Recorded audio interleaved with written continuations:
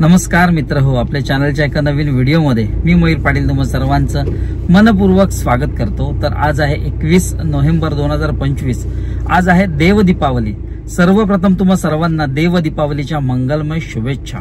आणि या शुभ मुहूर्तावर आपल्या जे ग्रामदेवतेचं मंदिर आहे आई चंडिका देवीचं मंदिर, तर तिथे देवीला रूप लागलेली आहेत। अर्थातच रूप लागणे म्हणजे काय हे व्हिडिओ अंती आपण जाणून घेऊया। पण तिथे आज हळदी कुंकू समारंभ स्त्रियांसाठी आणि महाप्रसादाचं देखील आयोजन करण्यात आलेलं आहे। तर आता आपण तिथे जातोय, देवीचं दर्शन घेऊया आणि महाप्रसादाचा देखील लाभ घेऊया। तर आता आपण आलो आहोत गायवाडी बीच, अर्थात मालगुण बीच। मालगुण बीचला दुसरं गायवाडी बीच असं देखील म्हणतात। आणि इथे आपल्या आहे ग्रामदेवतेचं मंदिर आई चंडिका देवीचं मंदिर। तर मंदिरावर विद्युत रोषणाई करण्यात आलेली आहे। तसंच मंदिरासमोर मंडप देखील बांधण्यात आलेला आहे।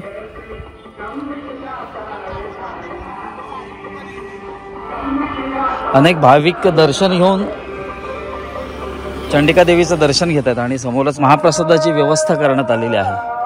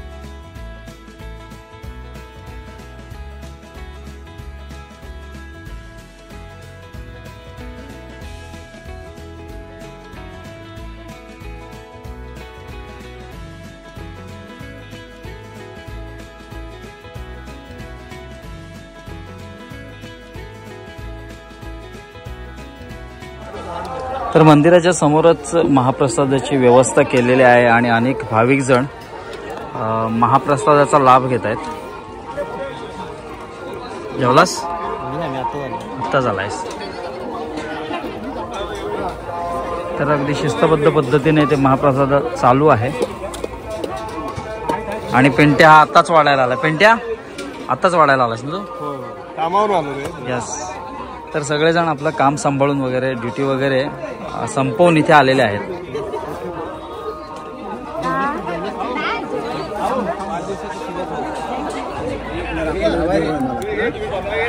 आणि महाप्रसाद चालू आहे आणि आपले दोन प्रतिष्ठित व्यक्ती इथे बसलेले आहेत. इकडे सचिन मयेकर आणि इकडे विराज राजवाडकर. ॲक्च्युली यांची निकनेम आहेत इथे बाबा दादा आणि इथे बाबू दादा. तर आपण असं म्हणू शकतो बाबा एकत्र जेवायला बसलेत. जी नाही त्यांच्या जी होता पण तो जी नाही आहे. पण ते सगळं ह्या दोघांची एक वाखडण्याजोगी गोष्ट म्हणजे सर्वांना पहिलं वाढलं आणि त्यानंतर मग स्वतः जेवायला बसले. तसंच इकडे आमचे शैलेश पेडणेकर प्रत्येकाला विचारतात जेवला का आणि नंतर स्वतः जेवायला बसतात. सर्वांच्या आधी जेवला असं. तर असे सगळे आपले जबरदस्त एक नंबर. तर हे अशी आपली सगळी मंडळी आहेत, मित्रमंडळी जेवायला बसलेली आहेत. आपण आता जेवलेलो आहोत आणि आता यांना सगळ्यांना वाढण्याचं काम आपल्याकडे आहे.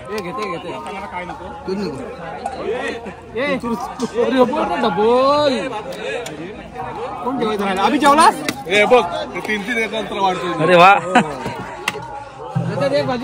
इथे आपल्याला अनोखी गोष्ट पाहायला मिळते. 3-3 पदार्थ हा एकट्याने वाढतोय.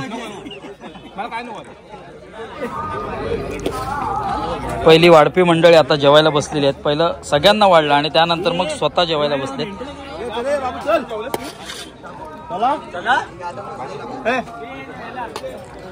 बाबू जेवत नाहीस? कधी? सगळ्यांना प्रसादाचं वाटप झालंय आणि तू नंतर लवकर बस, आम्ही तुला वाढतो. तर ऑलमोस्ट सगळे जेवून झालेले आहेत. सगळी मंडळी आहेत, महाप्रसादाचा लाभ घेऊन झालेले आहेत. तर आपला जो महाप्रसाद आहे चालू आहे तर त्यामध्ये असणारे पदार्थ म्हणजे कोशिंबीर आहे, छोलेची भाजी, जिलेबी आहे, मसाले भात, पापड आणि साधा भात आणि त्यानंतर मग वरण, मिक्स भाजी हा वांगा बटाटा मिक्स भाजी आणि वरण. तर असे पदार्थ आपल्या ह्या महाप्रसादामध्ये आहेत.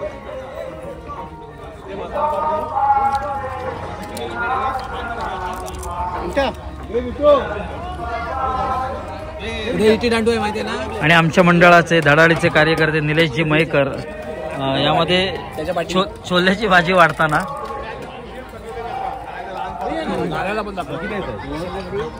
तर आपल्यातले काही मंडळी थोडी उशिराने जेवायला बसलेत आणि त्यांचं ऑलमोस्ट जेवण होत आलेलं आहे. आणि आमचे परममित्र प्रीतमजी मयेकर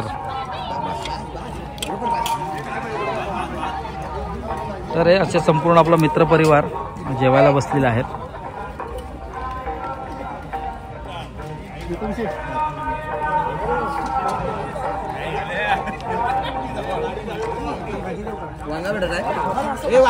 आणि आमच्यातलं एक महत्वाचा व्यक्ती ते बाजूला बसलेला आहे. व्यवस्थित हर्षू व्यवस्थित लागेल ते बघायचं इथे.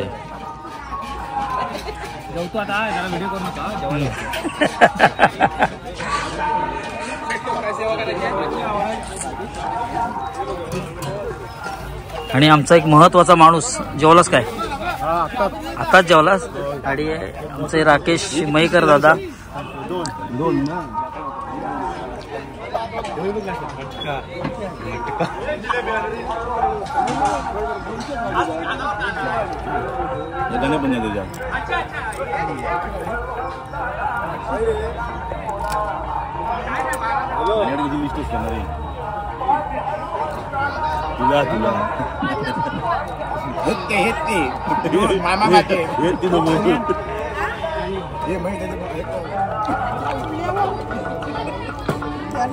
तुम्ही जेवले नाही आहे.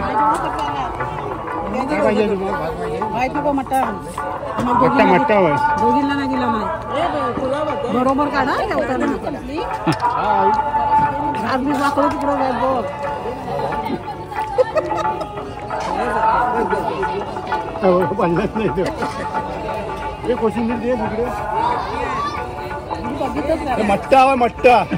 तर आज देव दीपावली आहे आणि या देव दीपावलीच्या शुभ मुहूर्तावर मंदिरात आपल्या ग्रामदेवतेच्या मंदिरात आई चंडिका देवी, रवळनाथ देव आणि आई वरदायिनी या तिन्ही देवांना रूपं लावण्यात आलेली होती. तर रूपं लावणे म्हणजे काय?